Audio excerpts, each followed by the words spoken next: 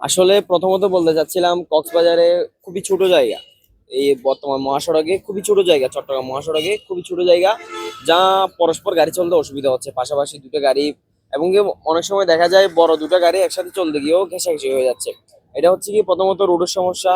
আর এখানে অনেক ছোটখাটো গাড়ি অনেক প্রচুর বেড়ে গেছে। যেমন মনে করেন এই মিশুক, টমটম, এইগুলা এই জাতীয় গাড়ি প্রচুর বেড়ে গেছে। মানুষের চাহিদায় এই গাড়িগুলো আসলে অনেক বেড়ে গেছে। সেই কারণেই বলতে গেলে ওগুলার বাড়ার কারণেই দেশের মধ্যে অন্যান্য গাড়ি আছে, সেগুলাকেও চলার সুযোগ দিতে হবে। এখন ওগুলাই বেড়ে গেলে তো একা একা হবে না। এখন বলতে গেলে যে আপনার প্রথমত রোডের আয়তনটা ছোট, ওই জন্য স্থানীয় বাসিন্দাদের যাতায়াতেও অসুবিধা হচ্ছে। এবং আপনার রাস্তা পারাপার হতেও অসুবিধা হচ্ছে, কারণ অনেক গাড়ি জোরে জোরে আসতেছে, অনেক ছোট বাচ্চারাও পার হয়।